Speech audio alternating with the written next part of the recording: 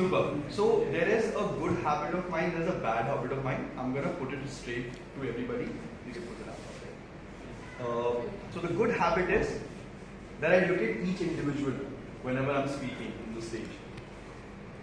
And that's a bad habit as well. Why? Because I will be looking eagerly for your responses. I know please don't start the time, I'm just setting up the thing right now. I'll be looking eagerly for each one of you to respond to whatever I'm asking. I absolutely love thumbs ups. As in, do you understand? Yeah, I do. Right? So that's the way. Otherwise, if you're looking at me and if you're not understanding, don't give me a thumbs up. That way I know I did not do a good job. But if you understand, nod or give me a thumbs up wherever so possible. Sounds good? Alright, so we'll start. Right now we have two laptops, one for 4 people on the left hand side and one for 4 people on the right hand side. Right? Keep looking at it. I will do a hand gesture like this, or I'll say a next slide and you'll understand when to move the slide. Otherwise, I don't want you to be on the slide number 2 and I'm speaking on slide number 4. Fair enough? Registration NIPM Karnataka back. Why wish? We need a web. Where is the material? So this is all for jokes only, right? So you can pause the recording whenever. Yeah, it's coming. It's coming up.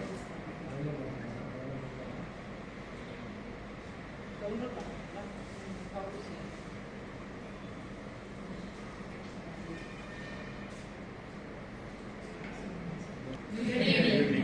Once again, good evening. Good evening. Super. My name is Mazahir and I'm here for a special session on vocal variety. If you guys are looking at the slide right now, I would request you to kindly go to the slide number 2 and read the quote. It says, effective communication depends much more on your tone of voice and body language than the words you say. You'll understand this as we go through it. Okay? Let the thought sink in. It is not my quote. It is a quote by Blair Singer. Take a look at that. And now we'll move on to the third slide. And it has various points. Now as you're looking at the third slide, it talks about great stories are. I would like to ask questions, especially our speech crafter. What is the most recent movie or book that you remember reading or watching? I'll start with you. Anybody. It doesn't have to be like one by one. Movie, book, anything interesting, story, any Instagram reel that inspired you, YouTube, anything. Decide. Nobody? I watched a movie called like A Story of Walt Whitman. Okay, nice. Alright. Mati? I watched Pathan. Pathan. Oh, I love that. Burj Khalifa. All there. Okay. I watched The reason I said Burj Khalifa because the promo was going on Burj Khalifa. And I haven't seen the movie yet. I'm talking about the hype that is created. Anybody from this side? Any book, any movie, anything? KGF 2. KGF. So why I love South Indian movies. Section 375. Article 375. Section. Section article is the same thing. Okay, IPC. Are you a lawyer? No. Alright, we'll go there. Now the reason why I'm asking these The questions to movie you. name you say.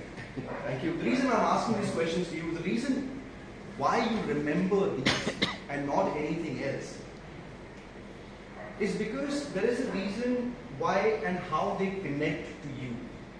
Now if you look at it, that these stories that you basically listen to, watch it, understand, they shoot for the heart. They capture a special place in your mind. You remember these names, you remember these characters, you remember dialogues of the movie. My parents happily tell me that during their time they knew most of the dialogue of this movie called Sholay. And those oldies used to go and talk to each other with those dialogues and be happy around, you know. But I would say remember. Remembering these things talks about, that it has a special place in your heart, in your mind. And these stories become more important because they make your audience smile. You all are smiling, you all are connected to me. I'm talking your language. I'm talking about KG, I'm talking about Pathan, I'm talking about other South Indian movie, I'm talking about books that you read. Any interesting thing. It doesn't really have to be this, but anything that puts a place in your mind, puts a place in your heart, is a good story. If you move on to the next slide, it talks about what is vocal variety. It has a definition. More than a definition, understand vocal and variety. Two things. How much of a variety do you need in your vocal is what is vocal variety. It talks about when you communicate with somebody, change of sound or changing of sound, going low, going high, going really up, possible on your tones, on the volume, pauses, especially during speaking, comes part of vocal variety. We'll move on to the next slide. The good speaking voices are.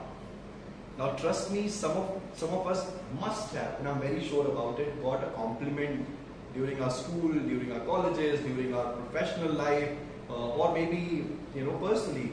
Somebody must have told you have a good voice. I'm sure about it, right? Somebody or the other, they must have told you. That's nothing but complimenting you for how you speak, how your voice is. Is it pleasant? Because the good speaking voices are, and as you look at the slide, it talks about pleasant. Are you speaking pleasantly? Is your voice pleasant? Am I here talking to you really rude and say, can you, even if I'm saying, can you, I'll say, get me a tea. You're like, who's this guy? Right? He's not even a pleasant person to talk to, right? Natural. Basically, keep your voice natural. A lot of people, what they do, I'm not a fan of it, but some people do it to get better. Well, again, their ways of it. Keep it natural. Your voice is unique to you. God has created all different. Created us all different, and we all have our natural ways to speak. Keep it natural. Definitely reflects the true personality of the speaker and the sincerity of it. Imagine for some reason, if I put my hand down over here, and suddenly if I'll stop talking more with my voice, with a little bit more huskiness, I don't think so. That's me. This is me natural. This is me natural, right? I would consider you guys stay natural, stay neutral, how you are, right? Focusful. Now, this kind of voice speaking quality is about conveying the entire strength, even if the topic isn't specifically loud, right? How forceful should you be while speaking, basically? Now, some of us have a, natural ability of speaking loud. Some of us are loud in general, some of us are slightly more louder in general, some of us are not so loud and we are just beneath there, and some of us are very soft spoken in general, right? Keep that by. As I'm saying, be yourself, but we'll talk about how to do it better, especially when you're speaking, because you have an audience. If two people are talking, I don't think so you need to use this level that I'm using right now. Otherwise, you will only be hearing me from outside. Right? Expressive. The voice should be expressive because it's supposed to demonstrate the various shades of meaning, never sounding monotonous and emotionless. Has anybody told you sound monotonous? Any raise of hand, people told me I'm monotonous. Sounds monotonous. 1, 2, 3. Half hand is 2.5. Full or half? Is it full? No, next to you. Yeah, I'll give you the glass of half theory later, half and half later. Okay? This side, one person. Anybody else heard? You sound monotonous. In single line, if I can give you an explanation of what is monotonous, if you're speaking, and if your rate of speech and if your volume is right here, at the same pace, you're just going on and on and on, now that's monotonous. Your work can be monotonous. It's the same thing we're doing every day. Come here, sit, open the system, do the same thing, go back. What is it? Work is monotonous. So if you don't like your work being monotonous, do you think people may like you when you're speaking on the podium, talking to them being monotonous? Hence the whole point about the voices being different, easily heard. Now some people might say, Mazahir, I love the voice that Askandar sir has, or the way Rajesh speaks, or Aziz sir speaks, loud, can be heard. My voice is loud. I can't speak as loud, or they have naturally loud voice. What am I supposed to do? But worry not. As long as you are easily heard to the crowd. In this room, I don't have to speak a little louder than a room of 300 if there was no mic. As long as you're clearly understood by the person with a proper volume, that's more than enough. Having said that, people naturally have a louder voice. I don't want you to say anything. This is good. But if you feel that the voice is a little lower, try to increase it. So you're easily heard. Because if you're not, people want to check their phone immediately after some time and say, okay, what's going on? I think the social media is better than what you're saying. Moving on to the next slide, the characteristics of a good voice. Volume. What does it do? It helps keep your audience attention. If I'm not speaking loud over here, if I'm not speaking clear over here, or if I'm not speaking slow over here, it will be difficult for you to understand what I'm trying to say. If I'm not using the right pause, It'll be difficult for you to understand what did I say before, what am I saying right now, what I'm going to say later. All with me? Thumbs up is a given. Thank you. All right. The second thing related to volume, as I said, it's you and the entire place. Know your audience, know your room. If I'm somebody who has, let's say, a lower voice, and if I want to deliver a speech from here, if I'm going slow and slow, it'll be difficult for my evaluator who's sitting right there to listen to what I'm saying. Now, evaluator is nobody but your audience. If you want them to be heard, there are two things that you can clearly do. Try to speak at a volume where the person in the extreme corner right hand side and extreme corner left hand side can hear you. There is an exception to that, not limited to it, is when you have a mic. If your mic volume is audible enough, you can be as natural as possible, which is why I said, be natural. You don't have to go to a level. Pitch. Now that's really important. Adapt to a pitch to the material being presented. Some people, even the matter is nothing, they want to talk so loud. Our politicians for that matter. Small matter, big matter. Big matter can be a small matter, depend. It's a pitch. Everything possible, dramatic. Reason why they do that, because they know that's the way how their audience prefers. While I totally, what do you say, I'm neutral about this person, by the way, right? And in past 8 years, you must have seen, he has a lovely way of engaging with the audience. And he says something in Hindi, I'm going to probably translate later. Hoga ke nahi hoga? Everybody on the crowd, hoga, And then he asks the question again, will it happen or will it not happen? It will happen, so the audience reply. Now the matter which he was speaking about for his pitch did not really require him to go that high. But in general, he's making it like that. But as a speaking platform, if your material requires you to be at certain pitch, be at that pitch. If it requires you to be in a higher pitch, be at that pitch. If something will be low, go ahead and do that. Rate of speech. This is really important. This sometimes reflects the confidence of you. Example, some of us might say, oh, that guy who came and spoke, he was speaking too fast. I couldn't understand. Showed nervousness, as though he didn't have time. And towards the end of an agenda, if let's say your speech was supposed to be 15 minutes, but you only got 7 minutes, I think all of us have a tendency to run around and just finish an agenda. But a good, proper rate of speech should have good pauses in it, about 125 to 160 words per minute. There's a famous YouTuber called Dhruv Rathi. Have you heard about him? Seen him? Okay. And he says that he actually doesn't speak that fast. But in his videos, he paces his speech. If you haven't seen him, you should go and see him. Then he speaks in Hindi, by the way. Right? But just see his video. Dhruv Rathi. Right? And he says that my regular rate of speech is slower. He speaks about 70 to 90 words per minute. But because the audience does not want to, and he understands that, so he tries to keep it between 130 to 140 words per minute. That's what he does. So a good rate of speech is between those many words, as long as you're understood. Now I'm going to make a comment over here. Sometimes our rate of speech depends from mother tongue influence, or it actually impacts during our it actually gets impacted because of our mother tongue influence. Some of our mother tongues are spoken slightly faster than others, and you know it.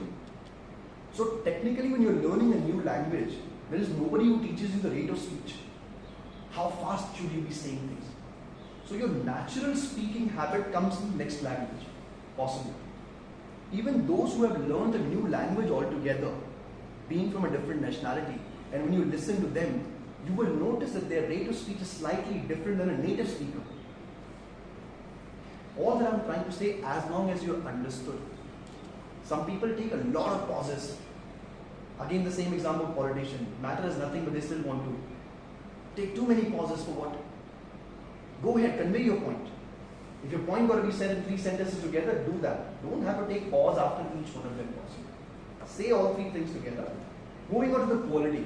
Now your voice should convey friendliness, naturalness, and confidence. Am I sounding confident? Yes. Yeah. Thank you. Am I sounding friendly? Sounding like me? Okay. Otherwise, let me be. Am I sounding neutral or natural right now? Is there anything that I'm making it up for you guys and I'm saying that, oh, I'm going to speak like this, I have to speak like this, otherwise I'm like this? Keep it up. Keep your voice fine. I see cheerful while you speak. Yes. Be careful. Keep your voice quality unknowingly, knowingly good. Whatever that you do. Can you move on to the next slide?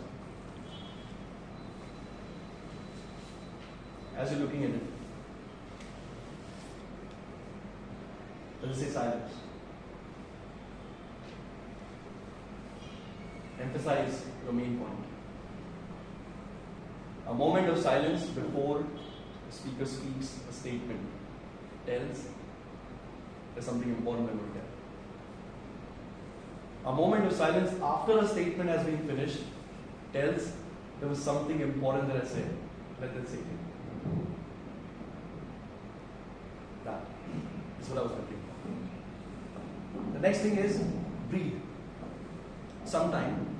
Now, couple of exceptions being, it could be the illness basically, or anything because of which you feel that your breath becomes an issue or your breathing issues become an issue. I think you should work on that. However, in general sense, a lot of people have a habit of either going too slow, mid, or too fast, and you can actually hear them breathing.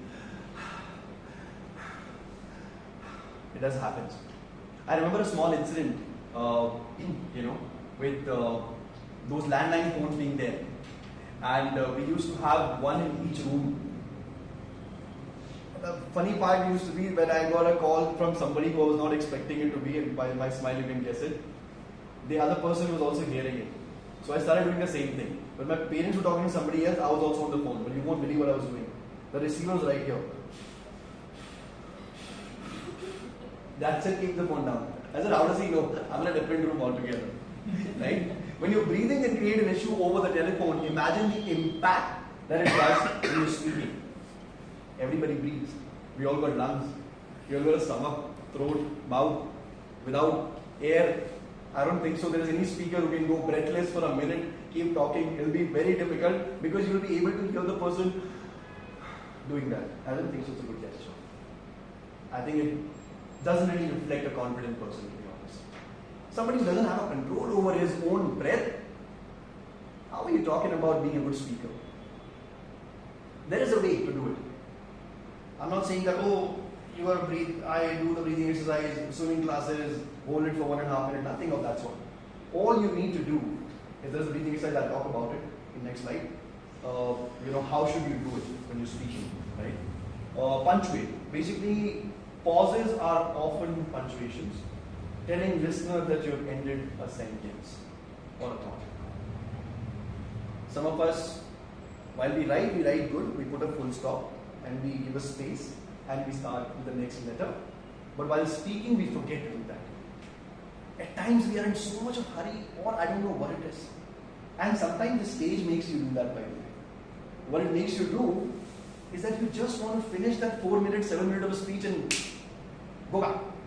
That's what you want to do. So what you actually do is that you end up eating the next word of the second statement and you put it together. So we don't know where the first statement ended and where the next one started. Unless you're making a thoughtful pause over there. Say, this is it. That's what is happening.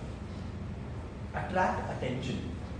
Now some people do it differently. My way of attracting attention is thumbs up. Am I with you? Mateen, am I with you? Thank you.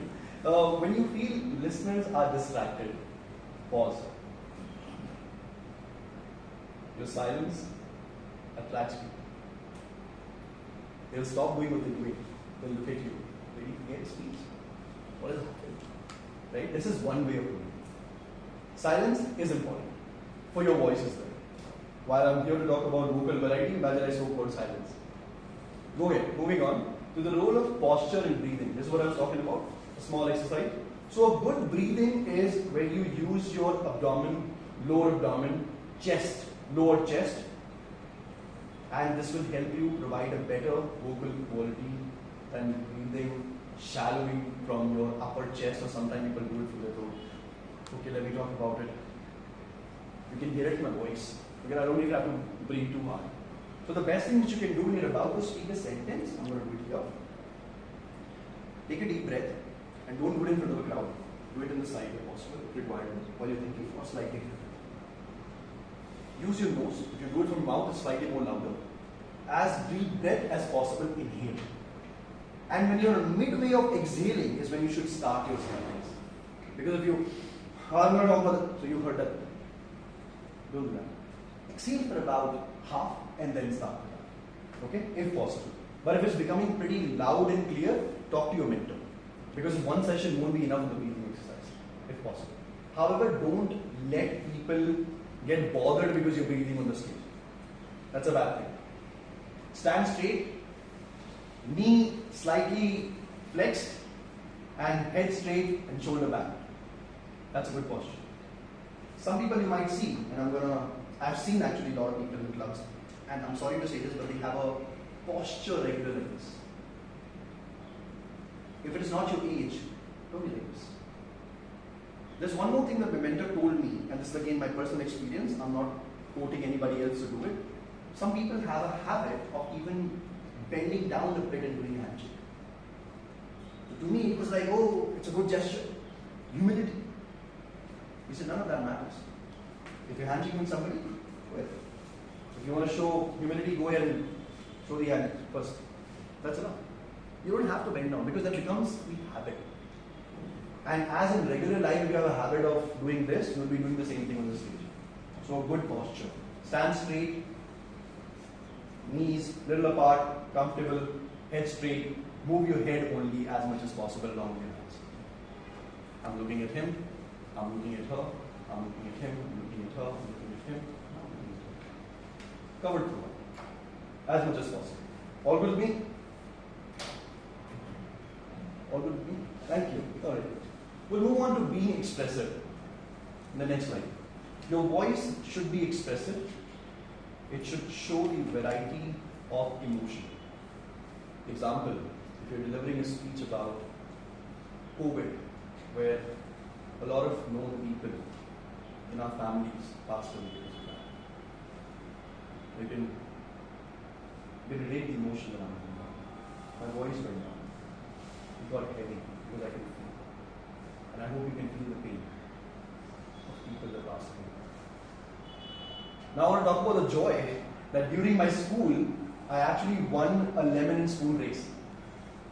And the trick was my mom gave me a big spoon actually. And they didn't really check it and I was able to qualify for it or whatever that I did. Right? So your voice should be expressive in nature. Right? You should always experiment by making it a little loud, a mid one, and a lower, depending on the emotion that you're trying to throw to the audience. You want them to feel what you feel. How would they feel if you're only not showing those emotions like through your voice? An expressive voice adds more meaning to the word that you use, enhances your message, and adds interest to your audience. That's what it does. So use your voice appropriately. Expressive. Be expressive, even if you're not. In the summary of the entire session, there are 5 P's that I would like you to look at. And a lot of speakers do it, but I really mean it. There are 5 P's of vocal voice control. Pitch, pace, pause, projection, and personality. There are 5 P's of voice control. How best you can pitch it, what kind of pace should you have, we discussed that. Pause management, projection of what you're trying to say, and personality. If you're going to be standing like this, I don't think so it's a good personality to have. Even if you do not know what you're going to speak, stand straight. Your audience will encourage you. At least the Toastmasters do that. They'll clap for you even if you did not finish your speech. Imagine it. It's a platform to enhance. It's a platform to motivate people. Right? This is where we make mistakes. This is where we learn. All of these things right here at this platform. Moving on to takeaways from today's session. Develop your voice range. As I said, some of us, we have natural, God-gifted, loud voice. So I'm sure Libby can hear me right there, so you can hear me. But in case if your voice is slightly lower, and you know the room is this big, always do it for the room, by the way. If the room was smaller, you don't even have to go above. But if you know the person can't hear, develop it. Try practicing it right here on this platform. Listen to podcasts. They're really important. You will understand a different kind of vocal cords. You'll understand, oh, is this person happy right now? They're smiling, they're laughing. Are you laughing with them? If you are, that means you're connected to them by just listening to them. Listen to podcasts, it's going to help you. Practice different emotions. Now, some of them would say, and I was one of the believers saying that, lower emotion doesn't come naturally to me. I've been happy most of the time. I'm somebody who cracks jokes normally, so loud is the only voice that I know. Even if I try softer, I can't do it for more than 2 sentences. It has changed. You have to practice different emotions. Sad, happy, joy, express, over-express, overwhelmed. Practice that. You will know. You don't have to experience it, practice it. You will know. Breathe right. I spoke about breathing right. Don't let the audience hear your... Don't do that until it's knowingly. Read out loud is what you can do. And while you're reading out loud, try to record it if possible and listen to it and see how it sounds. You will be able to figure out the difference. Pause with power. Meaningful pauses are required. Don't stop after every sentence possible. Wherever it's needed, only do it then. You will know the difference. And know yourself. If you know yourself, that's more about it. We will now move on to the question and answer, and I would love to listen to each one of you questions through my statements. Anybody would like to ask me any question?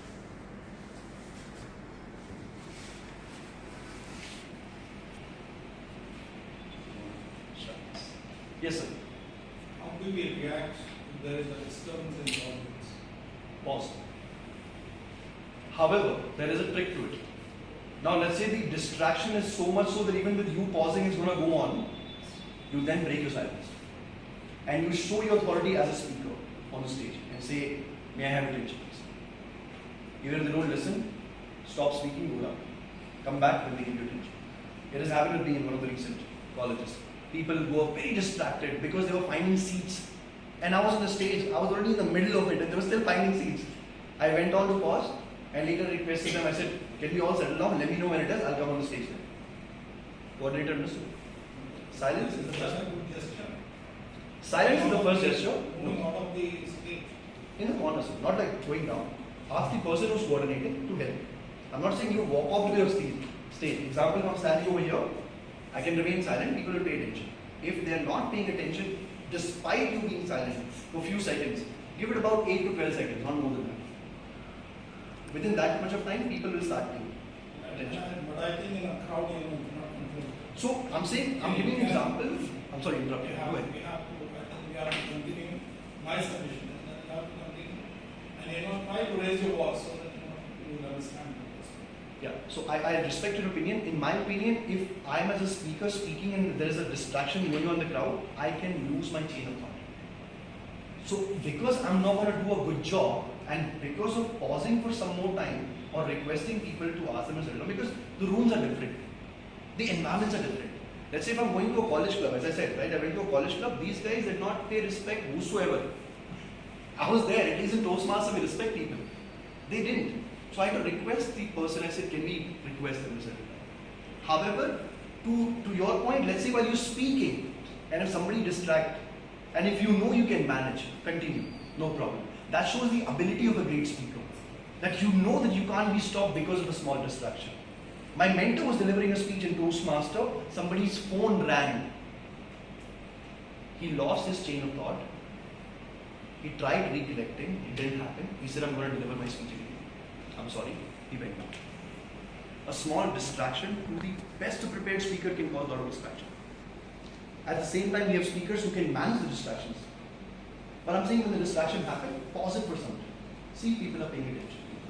Sir. I think there was a speech going on. Yesterday also we witnessed it. A speaker was on the stage and he was delivering the speech. He had one distraction. Yeah. And he did it because he's being kind. Yeah. If that so at that time, if he pauses, then he'll be losing out on his time. That's true. So he continued with the speech, though of course we could feel that he was distracted. Right. But he tried to as much as possible. But how do we manage at such a time when the speech is going on in progress and somebody is walking in between? So there are two scenarios over here. One is a Toastmaster scenario when the speaker is speaking and there's a distraction happening. Second one is a regular public speaking, where I'm on a stage and I'm talking to, let's say, 1,000 people. There will be distractions. To what he said, and I should listen to him when I'm addressing a gathering of too many people. It shouldn't bother. But in Toastmaster, we should respect the speaker. However, in a case where there is a distraction, I think it shows the ability of a speaker to do better. It does distract the speaker. Can you move on from there? If you can't, it's okay. Toastmaster gives you the ability to repeat your speech. There is no harm. I've seen speakers repeating their speeches over and over. If you felt that it distracted you so badly that you completely lost it, or you lost it halfway, don't do it. I would say take a pause. Do it again. It's fine. You know what's going to happen next time? In my opinion, people are going to give you slightly more respect and say that person is there, we should not do it. And they'll respect you because of somebody you lost your chain. That happened. You say, sir, you have a question. Yeah, I'm just saying, depends on the confidence of the speaker. True. Even in a college, if somebody is distracting you and despite of you being silent, the young crowd, and if you think you can, because it is asking to keep quiet. That's it. And even in Toastmasters, my suggestion would be somebody comes, you just pause, you stop, and then tell the timer, give me some more time because I've stopped, because I'm getting disturbed. There's no hard and fast rule for that. What Azizan is saying that it's up to the crowd also. If you say it with a friendly voice, please be quiet, I'm sure they won't mind it. If please be quiet, they definitely will mind it. No, if it's a college crowd, I think it should depend on I the think, situation. sir, I'm going to agree with both of you actually. I'm more like a accounts teacher. Depends on what. No, I'm more like an account teacher. So I remember making in my class 11, I had commerce by the way in 11th, right? And people were very excited about commerce. So they used to go to these tuition classes, learn a chapter or two before, come to class and raise their hand like they knew everything. And our accounts teacher, Bashne sir, I remember his name, and he said, boss, I'm going to listen to you. And he used to say it in Hindi, Lanka mein sabhi 52 gaj ke. Like everybody is a big player over here. And in accounts, especially, every author has a different definition of what they say. Trust me when I say this. Okay, so even he's right, that person is right, the other person is also right. So in this scenario, he is also right, he is also right. Askandar sir will make a point, even he is right. Different people have different ways of handling the crowd. If I was a speaker on the stage, if somebody gonna walk over here, what I will do, I'll smile. I'll wait for the person to settle down. And only then I'll engage. Yeah, but then OC says that you lose time. That's true. That is absolutely true. But I would rather lose time, go over time instead of losing chain of thought. If that is too distracting. If it's a small distraction, I can handle it. I think, as he said, it shows the confidence of the speaker. How well can you do it with small distraction? You gotta get better. And this is the reason why we're here. We're here to get better. Anybody from this side, newcomers. Martin looks like I know everything. I have another Yes. question. See, we are all blessed with our natural voice. Yes. And we women, the ladies have got feminine voice, men have got masculine voice. Yes. Now, like I tried to do my father's voice, which I failed of course. Yeah. But how do we do that? I mean, in local variety, if you want to talk about opposite sex. So I think at places it is required, but majority of the time it is not required. Even for you to do a character play, imagine I'm a male and I'm doing a character play of a woman. I literally don't have to change my voice to do that. I can simply just change my place and take a different stance. Stance is more than enough for people to understand that's your father. Before that, give a context. A conversation between my father and I. A conversation between my wife and I. My daughter and I. My mother and I. Example, right? In my situation. You don't have to. This might go slightly in a different way, but I'm saying it in a positive way. People might encourage you to use the voice modulation in such a manner. I wouldn't advise you. Reason, then you're not your natural person. As long as you can convey the same emotion, being what you are, do it. But if you feel it's enhancing your emotion by doing that, try it. It may come natural to you, it may not come natural to you. How are you doing on time, by the way? 25 minutes up, and this is 8 minutes of Q&A. Super. So we got 2 more questions right there. So you've been asking too many questions, which is brilliant. I'm still going to use your name because you said Pathan. At least one question should come from this side because it's the Pathan side of it. Just a movie reference for the recording, by the way. Yes. Anybody this side? She has a question right here. Ask me. I have a question. Yes, so sir. when you I'll want continue. to get attention to the people, Yes. you're asking to make a thumbs up, Yes. right? Is it the audience will be comfortable with that because some people are very attentive. Yes. We're just saying, I see. When I'm just shaking my head. Yes. I'm listening. I'm attentive. Still, you say do it. I may not be comfortable. It's up to you as a speaker. No, up to as an audience, I may not be comfortable with that. Super. Don't do it. Do you think everybody's doing it? No, it's for the speaker, will it be good? When I came as a speaker, I said I'm expecting an answer. Okay. Whether the audience does it or not, it's up to them. Trust me, the best receiving message as a speaker is looking at people nodding. What you're doing right now, and I know you have my 100% attention. I don't need all of this. There's just a small way of playing with the audience a bit. My way about it. People have different ways. Some people make them do breathing exercise. Some people make them do clapping. Some people make them stand and what not possible. I said, can I have a thumbs up? And thumbs up is a good gesture. And it's one of those silent gestures. It works. And in the world of human, monkey sees, monkey do. If he's doing it, we're going to do it as well. So one more. Yes, Obviously, you are very natural and pleasant. While Yes. No, go ahead. Yeah. They're only smiling at me. Don't worry. Yes. you are very much natural and pleasant while presenting things or articulating things. Yes, sir. One thing I observed is which I also use the word right. Okay. Some places I am using it. I saw you using in few times. I hear in these classes it's a what is that filler word It's or a catch cutter word, filler word. Okay, it's naturally it's coming for me sometimes. Should I must avoid that? No, you must not. Especially during impromptu. Those words going to come naturally to you. Toastmaster teaches you how do you avoid it. Okay. And I probably can say majority of us are still improving, are still learning. We still have our own crutch word. If right is my crutch word, then it is. And I'm seeking an approval by saying right. I'm definitely seeking an approval. You understand, right? When I say right, everybody moves their head on.